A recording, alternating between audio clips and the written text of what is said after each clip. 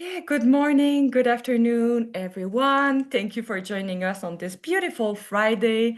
I was looking at the registration list. We have people from Africa, Middle East, Europe, everywhere in Canada. So thank you for joining us. Some people cannot be live, so we're doing a recording of this session. I'm so excited because I love talking about Earth Day and I love being in contact with our alumni. So this is really a two for one for me, and I hope you will feel the same way. We're here, of course, to talk about railroad programs. So really, we're here to inspire you to get to know the university, the programs, our alumni, and we'll answer any question you might have throughout the session. You can use the chat option and feel free as well to just wait until the end of the session. When the presentation is done, I'll stop the recording and then we'll be able to answer questions. So just admitting a few more people. So just to make sure you're in the good Zoom room, we're here to talk about Earth Day. It's a panel discussion today, April 25th. I will just move ahead. As we get started today, I invite you to connect your feet on the ground. Maybe you even want to close your eyes and take a deep breath. I'd like to acknowledge the traditional lands that we are on. At Railroads University, we are on the unceded traditional lands of the Lekwungen-speaking people, also known as the Songhees and Esquimalt Nation. So it's with deep gratitude that we love, learn, play, work all together on these lands. And to me, if I can add, Indigenous people are the true leaders, climate leaders of yesterday, today, and the future. So I'm so grateful every time I have the opportunity to learn with Indigenous folks, and I hope that you're all in connection with them as well and with nature. And as you know, in Canada, we have hundreds of nations and dialects, so it's so important, such a richness in our culture.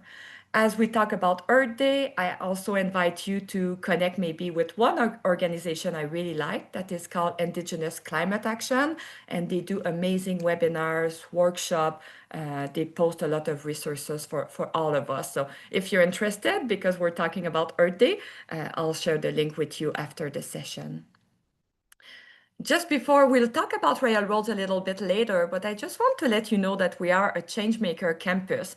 And to me, all the folks here in the room today that you will hear from, they're all changemakers. So this is an accreditation that only a few institutions within North America will get. And it's all about an approach to education that prepares students about world problem, innovation, support, and act for the good of all. So it's called Ashoka U. If you want to Google that after the session, we're very proud to have that accreditation for a few years now.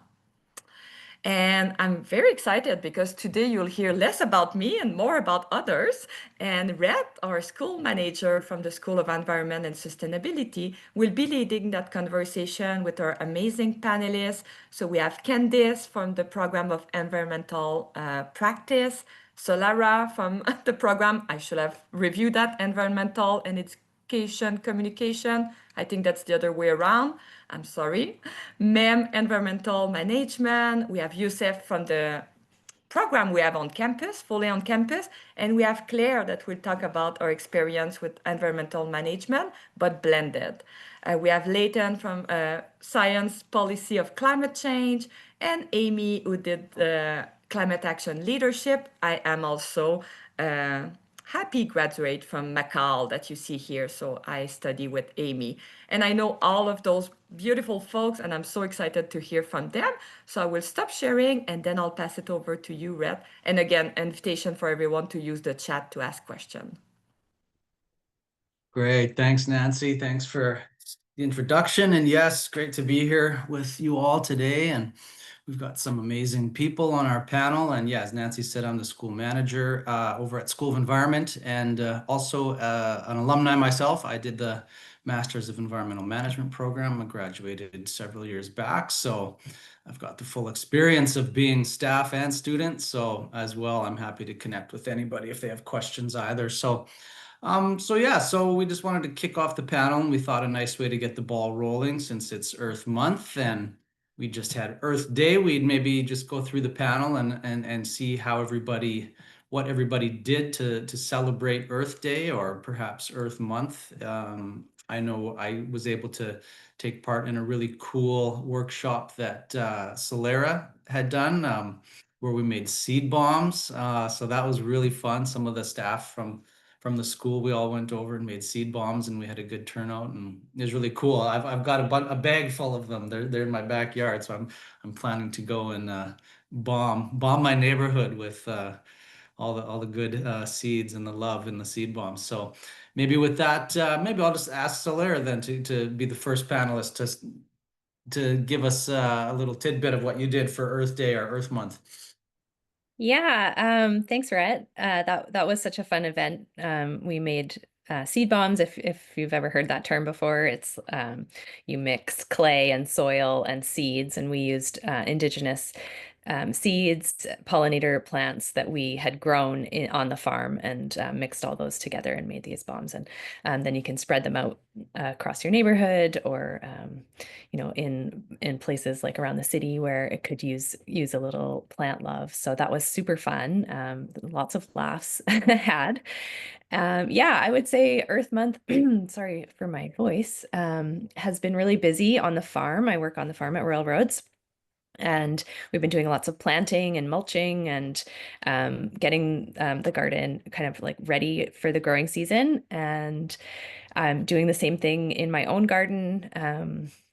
Yeah, I would say I love this time of year. It's just such a beautiful time of renewal, and feeling like we made it through the dark time of the year, and so it's feeling quite beautiful out there, especially here in Victoria with the blossoms, etc.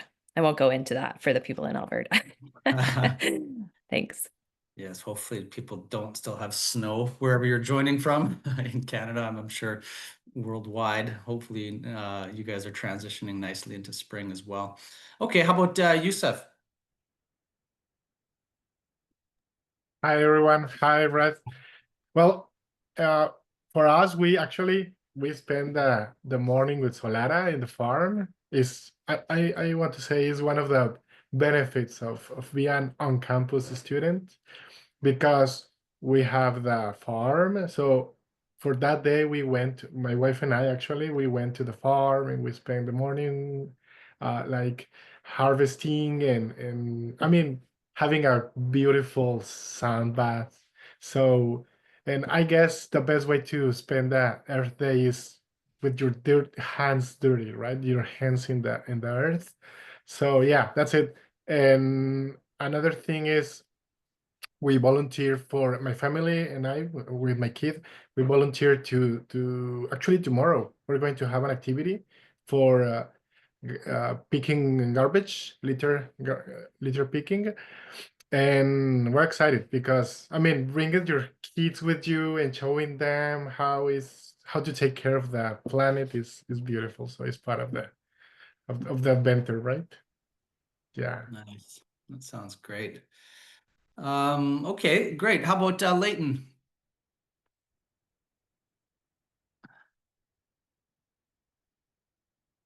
Oh, can't hear you, Leighton. You're on mute there.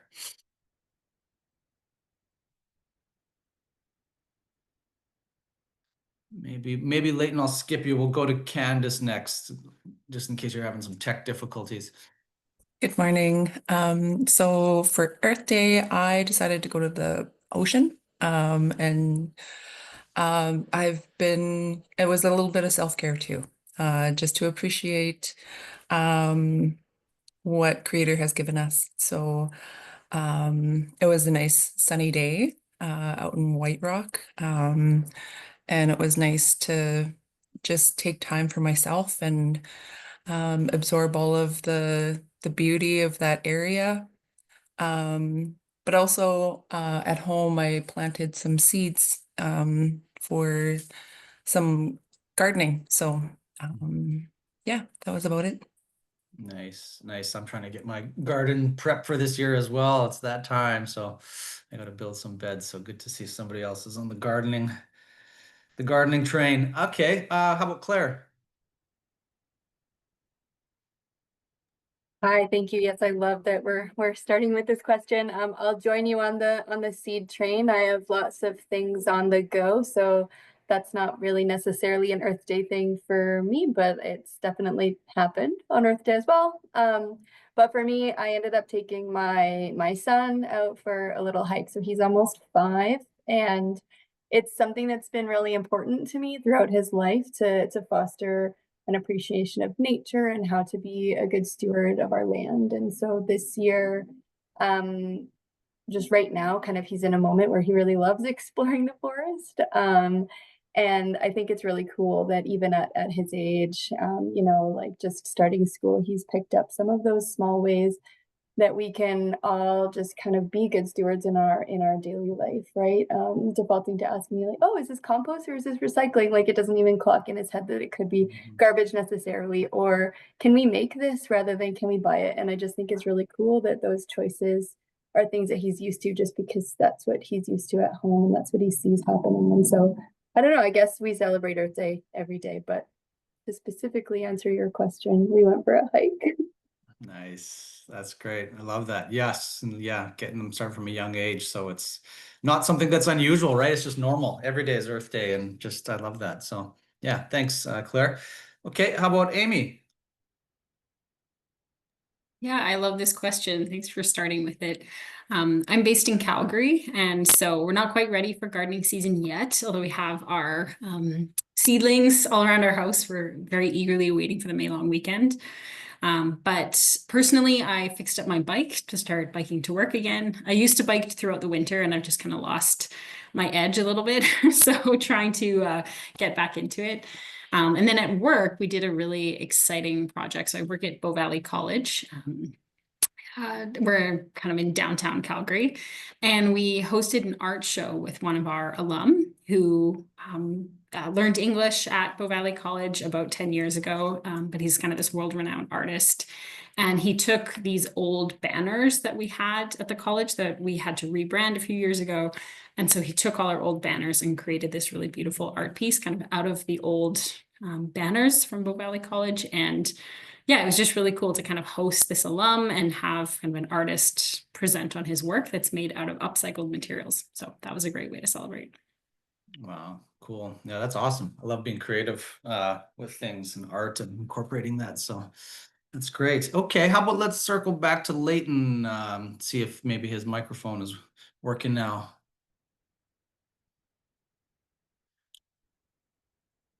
I'm still seeing just a picture of Leighton there. We did have video before, and I think maybe he's still trying to sort out the audio. So Leighton, if you're there and if you're able to connect again, we can always come back to you if you're not able to connect now. And is that it? Did I miss anybody on the panel for the first question there? No, we got them all. Okay, good. Okay, well, that's great. Sounds like a lot of really cool things that everybody got up to for Earth Day and Earth Month, and definitely keep that energy going all throughout the year. So, okay, so now we're going to start just maybe getting into another question here about if you guys can talk about what brought you to RRU and specifically one of our environmental programs. So what was it that interested you about the university and maybe the specific program that you ended up taking? So maybe for this one, I'll reverse the order. So I'll start with Amy. Sure. Yeah. So I'm an environmental professional by training. So it wasn't necessarily a career shift for me to do the climate action leadership program. But in our cohort, Nancy mentioned that her and I were in the same cohort. There was a good mix. So there's kind of folks that worked in the environmental sector and folks that were trying to move into the environmental sector. But for me, I really just wanted to upskill specifically in climate. So my previous schooling history had all been, you know, very generalist. So my undergrad, I think the saying from our program was essentially a jack of all trades, master of one. So you would have kind of this generalist knowledge and then you would specialize in like a tiny piece of information. But I just didn't feel like I had a good sense of not necessarily climate science. I feel like a good sense of climate science, but not climate action. So what are the specific steps we can take to, decarbonize and work on climate resilience. So that's why I was really drawn to the program. I will say the McCall program, at least when I took it, was very heavily focused on climate adaptation. I'm not sure if that's still the case, but that's just something to be aware of.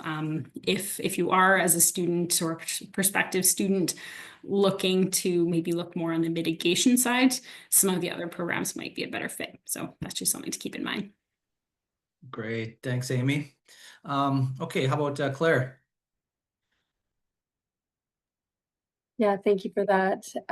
So for me, in the MEM blended, we were talking a little bit earlier. Oh, you're in Nova Scotia right now, but I've actually lived kind of all over Canada. And when I initially applied to RRU, I was living and working in the North Yukon. So I'm a registered professional planner by trade, and I was working in kind of community development type role for the municipal government in the North Yukon, and I was really keen kind of to continue to grow my competencies specifically in the environmental sector, like much similar to what we just heard, in the sense that planning school doesn't necessarily equip you to do the type of planning that I wanted to do, which is like very focused on kind of like on our relationship with the environment and how we're kind of like building like how our built environment is part of and interacts with the natural environment. And so I was really keen to further my education via a master's program. But there were really limited options that were available to me at the time, both living in a very remote community and also kind of already working as a full-time professional. And so my ideal scenario was to be able to stay living in community and to be able to keep my employment in community. And so my search ultimately led me to RRU, to MEM. Many of you know, and thanks to Nancy's work, that RRU is a Canadian leader in online education for working professionals, but also for full-time students as well. And so the blended version of the program really ended up being a perfect fit for me because I could travel to campus once a year, and I had an agreement with my employer for that. Though I guess you don't necessarily need that. That's just what I did. And so I guess you could say that I made the choice for very practical, pragmatic reasons, but I think I really did underestimate all the various ways that the program would change the trajectory of my career, giving me that kind of like broad systems level environmental education that I was looking for, even though I was only on campus once a year. So. That's great. Yeah, that was a big factor for me too, as well, being able to keep working at my job and taking the master's degree. Otherwise, there's no way I would have, quit my job to go back to school at the stage of life I was in. So yeah, great flexibility. So glad that worked for you. How about Candice?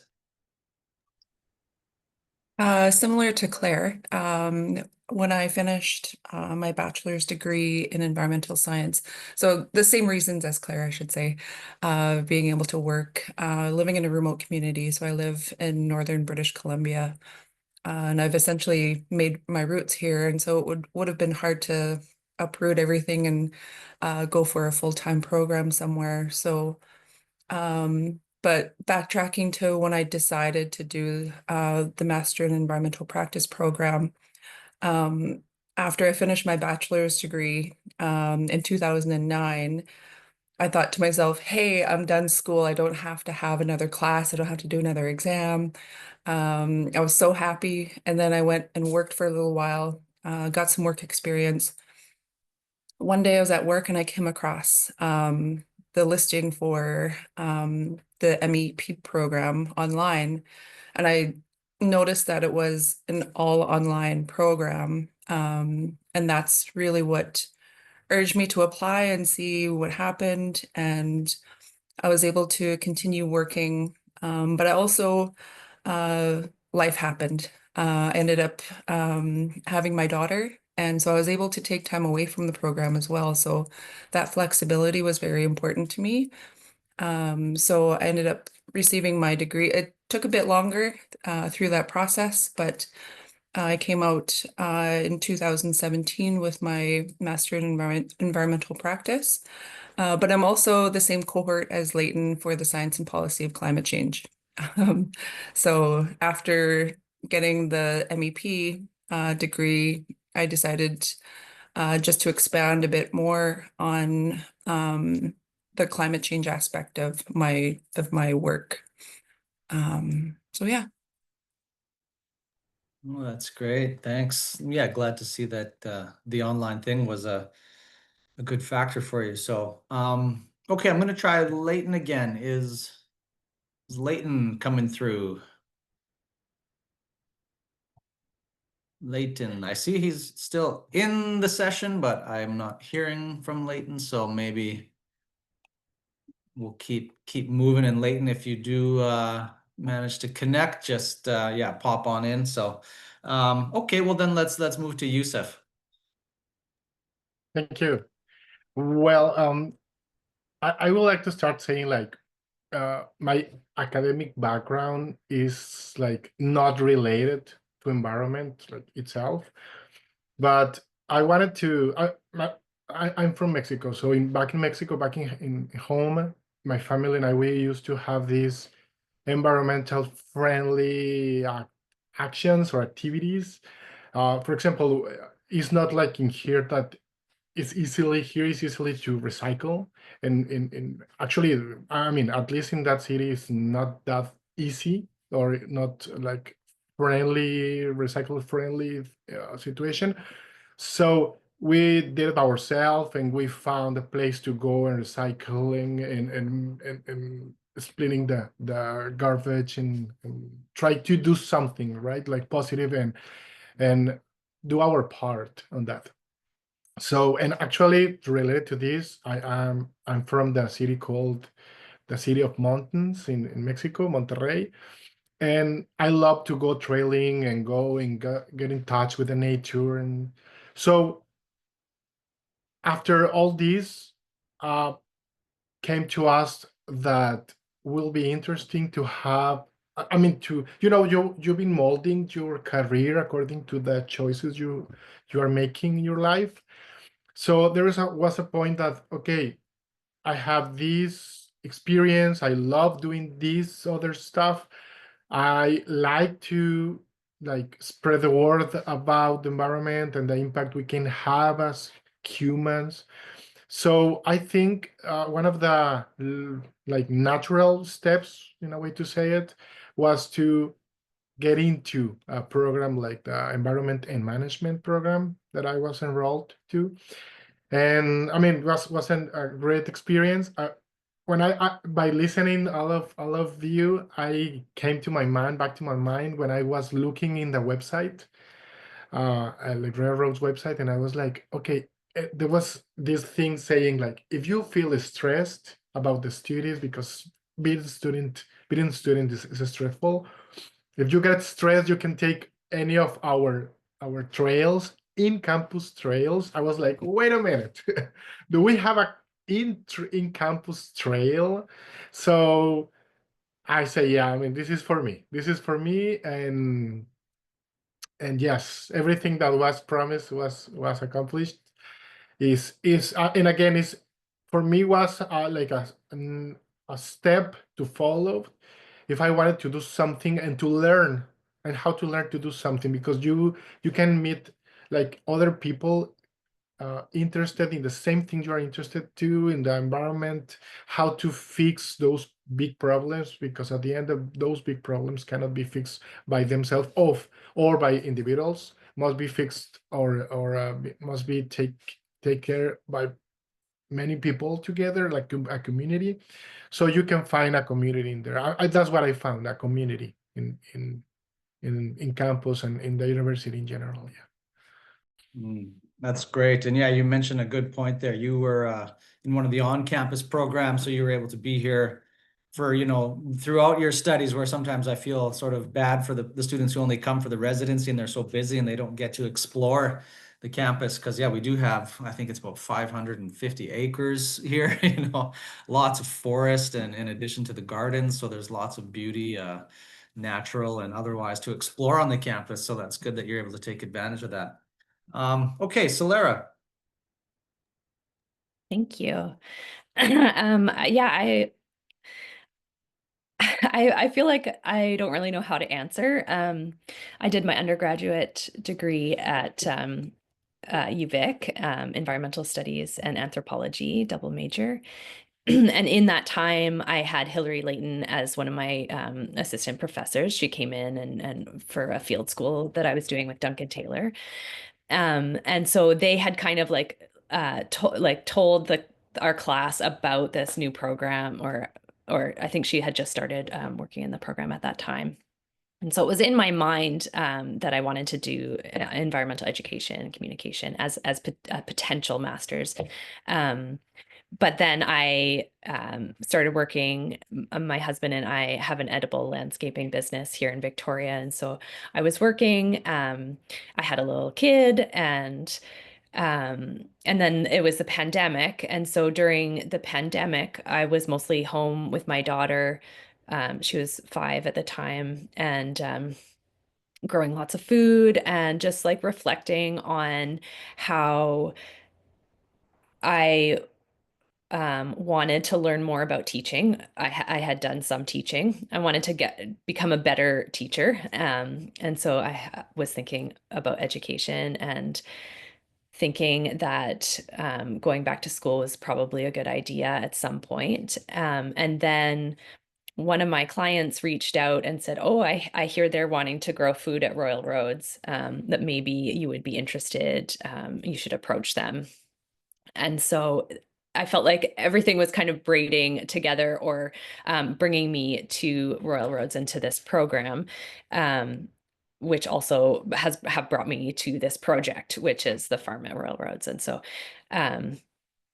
yeah, I feel like part of it is like a destiny or a kismet kind of situation where, as Youssef said, you're like creating your life and your livelihood, and if you're really like living from your heart, then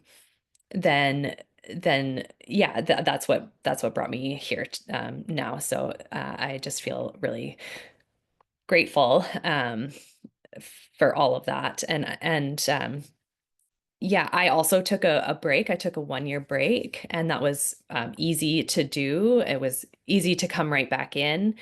So I was really grateful for that option. I had my first residency actually online because it was still COVID days, and that was so challenging, I'll say. So yeah, I'm so thankful that that's not the case anymore. But yeah, I really enjoyed my second residency so much. We got to go up to the Brown Archipelago, and it was just outstanding. And yeah, just the overall experiences that we had for the program were just like incredible. So yeah, really grateful to the school and the program. That's amazing. Yeah, you've had so many connections and now very much a part of the community here. And I definitely encourage anybody, anytime they come to campus, to check out the gardens. Solera and her team have really created something beautiful, amazing, and it continues to grow. So yeah, really happy for the experience you've had and all that you do for the community here. So that's great. Okay, well, let's get into the next question then. So wanted to ask the panel here, how did the program help you maybe build some confidence, or how did it help you to gain skills and maybe network even to put you where you are at now, or maybe how you can see, your confidence and skills and network helping you in the future in your career. So maybe speak a bit to that. And let's start this one with Candice. For myself, it was really through the program, we did a number of group projects. So that gave me the opportunity to work with other students that had different perspectives. So it really opened me up to learning from others. And that's what really is important to me, is learning from others and what I can contribute to group projects as well, bringing the Indigenous lens of environmental science and traditional and cultural aspects to really anything regarding climate change or really just explaining how I operate within my job and bringing that expertise to others who may not be aware of those types of things. And then the other part, I'm actually talking to two programs. So that's the environmental practice with the science and policy of climate change. The one thing that really stuck with me through the program was we had to watch a number of videos. And one video, there was, it talked about various issues around the world and how they're being mitigated. And one of them was like a vertical type greenhouse and talking about food security, linking food security to climate change and how that is relevant to my area.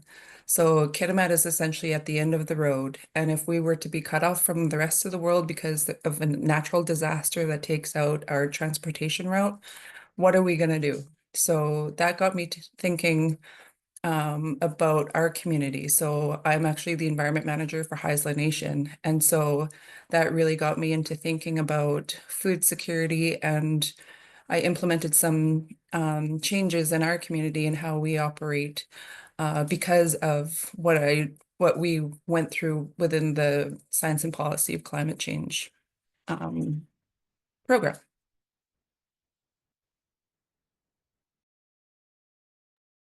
Great, thanks, Candice. How about let's shift next to Clare. Yeah, thanks so much for the question. So it's funny because I guess things just change over time, but I believe when I first started, either the climate action leadership, I don't think was available yet, or maybe it was just kind of really started kicking off. I can't really remember exactly. But I think you end up where you're meant to be. I probably would have really, I do a lot of work in climate now, but I did really appreciate the kind of broad environmental system lens that I got from MEM. And with a specific focus on kind of, I think, subject matter that ultimately is still really relevant to the climate space. So I've mentioned kind of systems lens, but also thinking about things like ecological economics and sustainable development, social innovation, change management. These are all kind of like skills and competencies and domains that we touched on a lot in MEM that I gained a lot of confidence in that I didn't really have a lot of exposure to on the planning side of my career. I also think just based on the way it's structured, it really required me to build on and lean into kind of some of my core foundational skills related to research, analysis, report writing, critical thinking. These are all transferable skills that I really started to build in earlier education, of course, but also that I use daily in my career. And I think MEM really helped me to leverage these to build that momentum. It also led me to Eco Canada.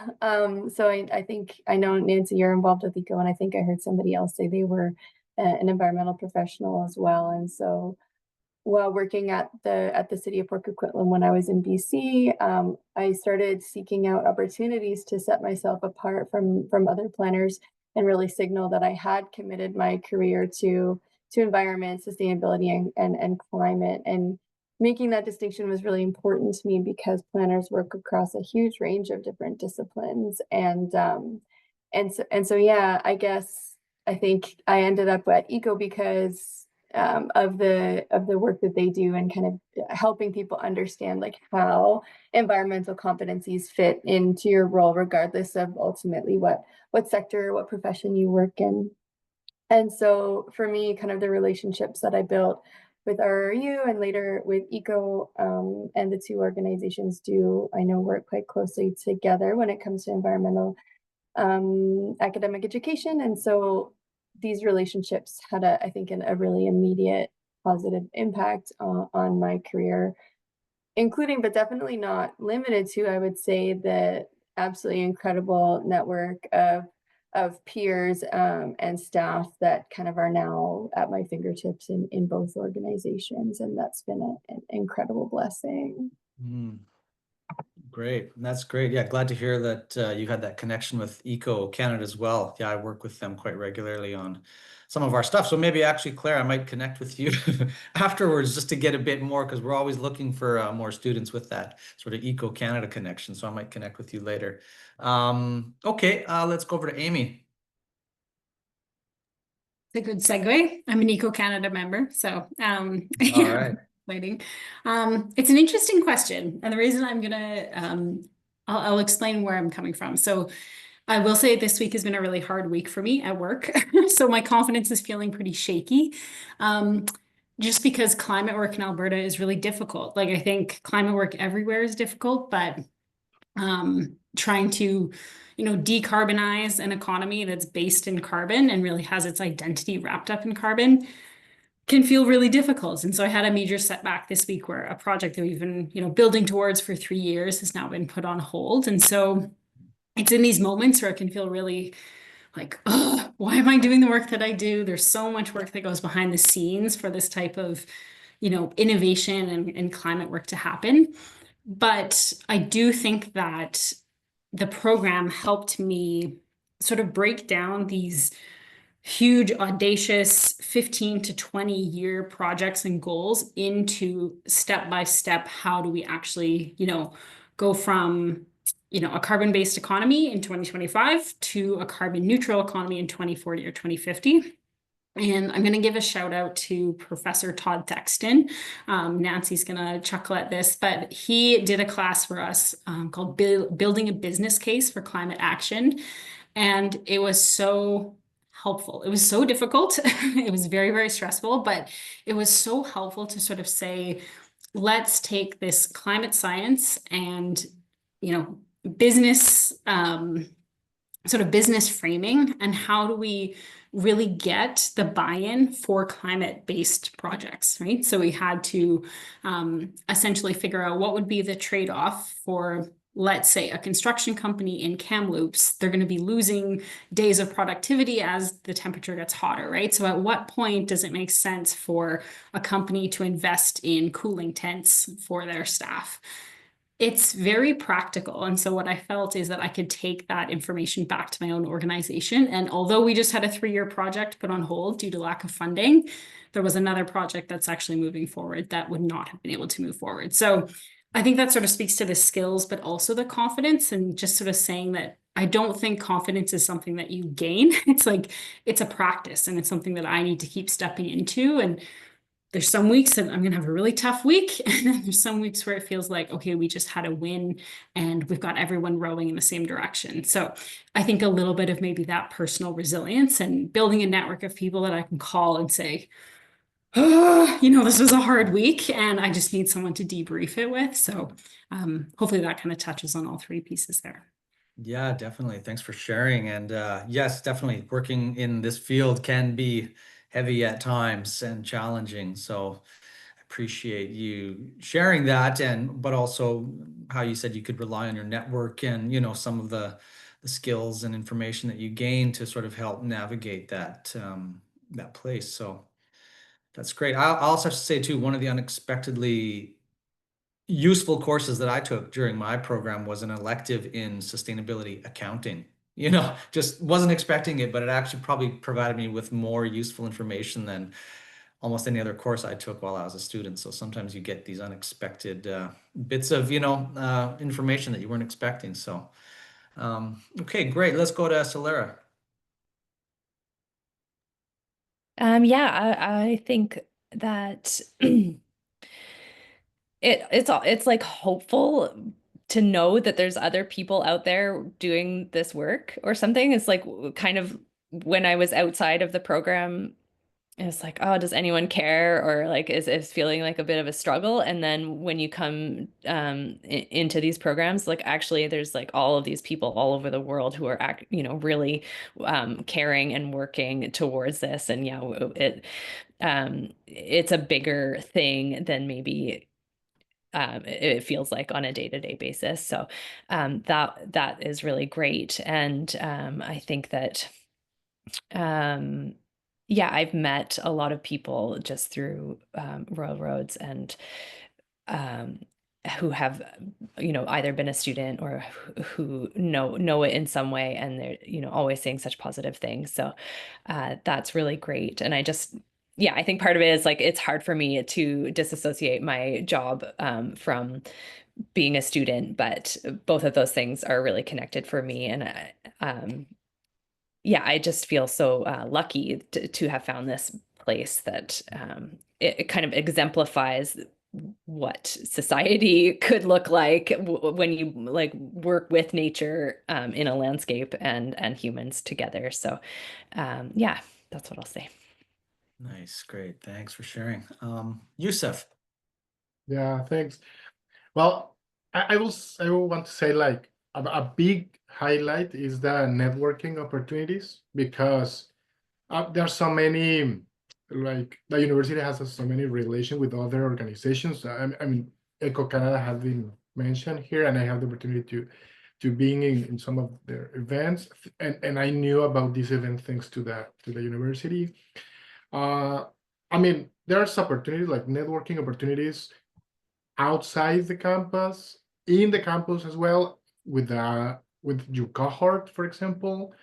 And in my own case, specifically being as if you're a student abroad, if you come to Victoria or to Canada to study, I mean, knowing that you, just like Solara said, knowing that there are more people like having interest in your same crazy stuff, like, oh, I'm not alone in this. So that's a great thing to see, inspiring as well. Some in my case, for example, a class that came to my mind is, I remember that class, like system thinking was like, wow, I mean, how everything is related, and how everything is, if you move this little lever, everything in this side is going to change. So having that keeping that in mind is great. Another subject was worldviews, for example, keeping in mind that the cultural impact should be included. For example, the indigenous-based knowledge must be taken consideration as well. For example, for gardening, or for if you want to suggest an idea to solve a problem, environmental problem, and anything. So that's a few things that comes to my mind that I learned during my journey in campus. Also, just like Candice and Amy and Claire mentioned, working in teams. I mean, the team-based work in university, that's one thing that I like, because you understand that, again, you are not alone in this, and you have the opportunity to bring your own skills, your set of skills, among other set of skills of other people in your team. So you learn how to share your ideas and your skills with others, and how others can share theirs to you, and together work. Like at the end, each person has something to add in this collective work. So that's another thing that I liked, and I will say a skill that I developed at being here. Yeah, thank you. Great, thanks, Youssef. Yeah, I love hearing all your stories. I think for me too, the networking piece and the relationship piece was a part of the program when I took it that was sort of a bit unexpected, but I didn't realize how valuable it would be to me. This cohort model, where you're learning with a cohort, and we do a lot of teamwork, and so you get to work with people, and sort of when I finished the program, I found I had this network of professionals, whether they were students or the professors who are scholar practitioners working in the field. Like I finished the program and I had this built-in network of people that I could go to, whether I was looking for jobs or collaborate with. And I know a lot of people in my cohort found work either through their connections with other students or with their professors. So that the cohort-based model was really helpful, I found, for that piece. So that's great that a lot of you had similar experiences. Okay, great. So we're going to move into our last question now. And it's I see that Leighton is back with us. Is Leighton back? Okay. Yes, he is. Yay. Leighton. Okay, well let's hear from Leighton then, about how the program maybe helped you building confidence and skills and your network. Uh, yeah, absolutely. So, for networks, Candice and I been in the program, and we've been working hand in hand ever since over the years. Especially our background is Indigenous environmental. So that has been a big plus for me. And then the skill set side, I was in the science and policy of climate change program, and then I've been able to use the policy and the science side of what I've learned. So recently I was working on the UN campus here over in Kenya, and we are working on enabling Article 6 of Paris Accord and making sure that we have healthy functioning environmental finance markets. And that wouldn't be a skill set that I would be able to speak to very well without knowing how the climate science works.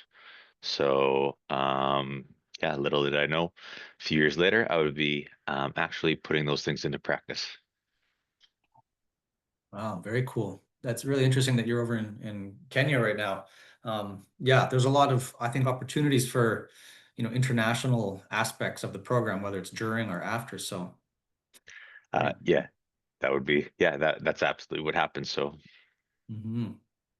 super. Okay, well, how about Leighton then? Since we got you going here, we'll get you to start off on the last question. So, what would you say to someone who's maybe interested or passionate about environmental issues or environmental learning, but they're just not sure if taking a master's degree or maybe a certificate or what have you is the right next step for them? What would you say to somebody who's kind of maybe on the fence about that? yeah, I would say going over to the masters is where things start to get pretty interesting. You will have your regular coursework, and then you will also be given the option to explore there later on in your practicum side of things. And that's where a lot of your learning is going to happen. So yeah, sometimes it's good. We've seen, some good things happen, some bad things happen. However, the bad things there are also learning lessons on in research. And so that would be your introduction to those research skills, and that will carry you on for a lot of years. Right. Yeah, definitely opportunities for research if you're interested, or there's more opportunities for practical based courses or pathways through your program. So yeah, there's a lot of variety there. So that's great. Okay, how about Candice? So with the Master in Environmental Practice, I really, there was the flexibility, which I really enjoyed. Being able to work alongside getting an education was really important as well. You can continue your day-to-day life. And I ended up going the research route. So I think my words of advice would be take what you know and share it with the rest of your cohort. For myself, the research I decided to bring into the program was something near and dear to me. Linking traditional ecological knowledge of Ulican, which is a species that's really important to the Haisla. And I was able to research it in a way that is important and led into further research of other master's students wanting to look more into linking traditional ecological knowledge to Western science. So having that flexibility of what your research project is at the end was really great. And I was very thankful for being able to utilize the traditional ecological knowledge of the Haisla and linking it to my education. Great. Thanks for that. Okay, how about Claire? Sure, thank you. So I mean, for me, I've always held a deep connection to nature and to human interactions with the environment. I've kind of already spoken a little bit about that. And that's really rooted in my childhood. However, nobody in my family had ever completed any post-secondary education. So I had a pretty limited understanding of what my career might look like and how these pieces all might fit together. So I also actually, interestingly, have a background in anthropology and archaeology. And at the time, I was working towards becoming a practicing archaeologist in Ontario, which felt like a unique way to get outside and explore cultural heritage at the same time. And so that was kind of where I started, but ended up, for a variety of reasons, wanting to go back to school to get my planning registration with that intent of focusing on environmental planning. And so ever since, I have been kind of becoming more progressively more dialed into that climate planning space. And I guess what I would say here in answer to the question is that it can feel really overwhelming. I know that firsthand, but I'm really glad that I ultimately had the courage to make that switch and really invest in myself. As a first generation university student, taking on that additional formal education it felt like such an enormous commitment and such a huge risk. But I am really grateful that I did it, because I wouldn't be here where I am today without that. And I guess kind of to answer the other part of that question in terms of what I might suggest here, something that I did early on that I think is really helpful and that I tell to young people that I mentor all the time is to take a look through job postings for roles that you could envision yourself applying to, whether that's something that you really want to do now or like a stretch job that you think you might want, like, hey, that'd be really cool to do in the future once I get a bit more experience. I even do this even still now sometimes as I'm thinking about how I might be able to grow in my own career, but take a look at what those postings are asking for, and it might help you just kind of get a keen sense for if a master's degree is ultimately going to be helpful for you. In my field, a master's degree is increasingly favorable, as it is in many fields. And so I think that might help you just unpack that a little bit. I do agree that, that's the level where you start to kind of really do that like crunchy deep learning. But sometimes for people that choice can be a little bit easier to make if you can really make that tangible connection to what it might be, how that investment might pay off for you in the future. I love that. I love that exercise of looking at different jobs that are out there, seeing things you might be interested in, and then envisioning, yourself in that role and what you might need to do to get there. That's a great way of framing it. So I love that. Okay, how about Solaire? Let's hear from you next. Yeah, I think that I think if you're here and watching this, you're like kind of like thinking that you'll be going and doing a master's. And so you're at that point of your career in your life that you think, that you need to. And I would say that these programs here are so great because they offer all of these different flexibilities. And so, as adults, we need to be flexible in our lives. And if you have little kids, a lot of my cohorts, having the flexibility to be online for a lot of the learning was really great for them. And that not to say that it's easier that it's online, but that you didn't have to be there in person, that you can live in other cities and still like have access to the amazing instructors and education that Railroads provides. And then also, I just convocated in the fall, and there was some folks convocating alongside me, and they had taken big breaks in their program, but still, they finished, and they, were feeling proud, and I was so proud of them to be able to finish. And some of them had taken like five years between. I think you can take up to 7 years in our program to finish the degree. So, yeah, I think like it is,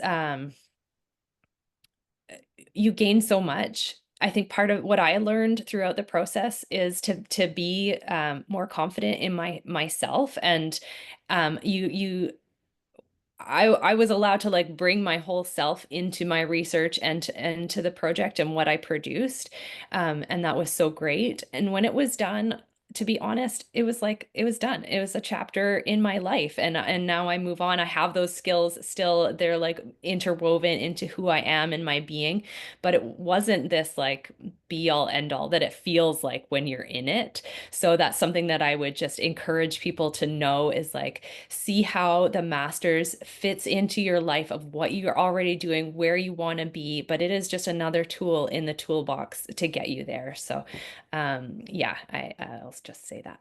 Thanks. Great, thanks. And yes, it's, yeah, definitely some students do take a bit of time, and I can tell you as, you know, staff and faculty, when we go to the convocation ceremony, we're always like so stoked to see people graduate, and especially those people who hung on. And it's, yeah, like you said, sometimes life happens, and you know, 6 or 7 years into the program, they finally finish, and those are just great stories when those students cross the stage. So yeah, it's beautiful.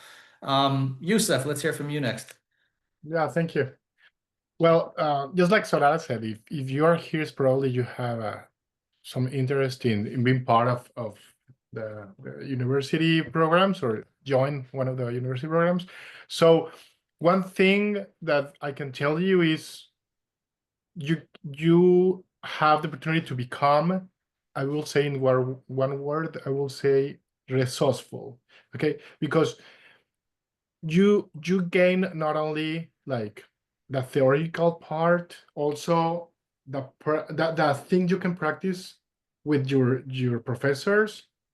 For example, I remember going back to this system thinking class, we had this huge activity like 2 days long where we practice as teams how to solve some specific problems.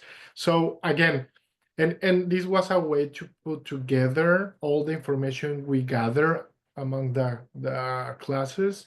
So I was a great way to do it. So that one word to put it, this is you can become resourceful, and also at being collaborating with other people that share your own concerns also is an asset. As well as was mentioned in the chat, in our program, and I'm sure it's in many programs that happened. In my program, we had the opportunity to choose between a thesis or a research project. In my case, I was like, when I was deciding what to choose, I took in consideration, okay, what is my background and what I am interested in too. So I am really interested in communication and education and how to reach more people and how to inspire others to be part of this beautiful work related to environment and taking care of the earth. So I decided to make a podcast, and I was surprised that university was okay with this. Of course, there's a lot of help and support and making sure everything is well done. But I mean, having the opportunity to do something aside, not doing a thesis, which is important, but is in my case, I prefer to do something else. Was for me was something really, really like important, and I feel support by the university to reach this goal, to do something different and innovative to reach more impact. Yeah. That's right. Yeah, yeah. Flexible ways of learning and of program completion as well. So that's great. Okay, Amy, let's move over to you. I honestly feel like my co-panelists have shared it all, so I don't really have much to add. I'll leave it there. Okay, great. Yeah, and I just see Nancy note there. Yeah, we've reached 10 o'clock here, so I mean, the discussion has been great. Maybe now if people want to stick around, we can maybe make some time for questions or whatnot. I see there's a couple things that popped up in the chat, but that's it for the formal part of the questions that I had and for the panel. So man, it was so many great stories and great to hear from you. So do we have some questions there, Nancy, that popped up in the chat? No, I think questions are related to admission. Thank you, Leighton and Candice, about the practicum for environmental practice and the grad certificate. So no, I think we can just say a big thank you. I'm applauding here. Yeah, I think I should have booked a full morning because I just want to hear from all of you all the time. No, yeah. And thank you, Red, for leading this conversation. So all panelists, I know you're busy. So everyone who needs to go now, a big thank you, and I'll send you the recording link. And for those of you who are prospects and have questions, feel free to stay on, and I'll share the slide, a few more slides with you. Yeah, but really thank you. Super inspiring. So good to see you all. Great. Yeah. Thanks, everybody. And I'll make sure to save the chat too, so everything that was shared, we can have access to. And I will just move on to my next slide. And I think for those of you who are maybe a little bit new to Railroad as well, or you're not sure, you heard a lot of panelists talking about the delivery model, some people being fully on campus, fully online, or blended. So this is the 3 delivery we have been doing since 1995. So we're about 30 years. We're quite of a new institution for working professional, as you heard. So depending of the program, and I really invite you to browse the website. I put many links in the chat, and I'll make sure to share all those links with the recording. But as you heard, some program will be fully online. They can be as short as a year and a half, 2, 3, 4, 5 years, depending how you plan your schedule.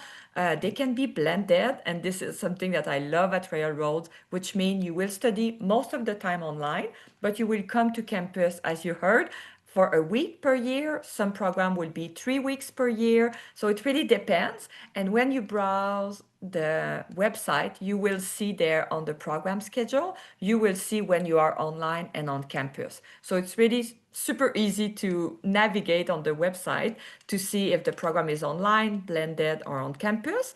And for the blended option, you know way in advance when you need to be in Victoria. You have the opportunity to stay on campus. We have some little dorms. They're from the military time. We were a military college before, so that's a fun part when you come on campus. Or you can stay, some people decide to rent an Airbnb or stay with family and friends here. And if you decide, of course, to do a fully online, on campus, I should say the third option, degree, then that means you will be 12, 15, 18, 24 months fully in Victoria, British Columbia.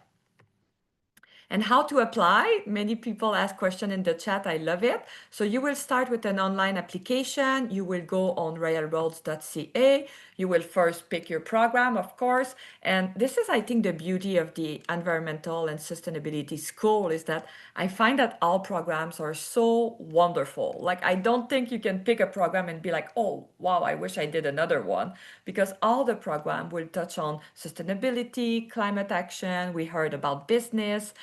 We heard about communication. So they really bring such a rich and diverse view of the world and of the work that needs to be done. So you can pick your program, you do your online application. So step 1, you pay that fee of $136.69. And then the portal, kind of, you get a student portal where you will start to import your document. I like to say that at Railroad, we do something very cool that is called flexible admissions. So the standard admission would be like you come from kind of a traditional path. You did your undergrad, 4-year undergrad, you work, then you come to Railroads. But if you don't have that undergrad degree behind your belt, but you have experience, then you're still welcome to join a master degree. And I think this is, again, what makes our cohort so rich, is that you will have people with a lot of education experience, but people with a lot of work experience. And we come together as a cohort, and then you learn with everyone. Plus, most of the instructors are working in the world, so they all have experience too, really real life experience, I think we call it. So standard admission, flexible admission, you don't have to pick one or the other. It's just to give you the flexibility again to apply to a program. And again, online, it's all detailed, and you can always reach out to our team or the enrollment team to see if it's a good fit. You will see some program will ask for 3, 5, or 7 years of experience, work experience.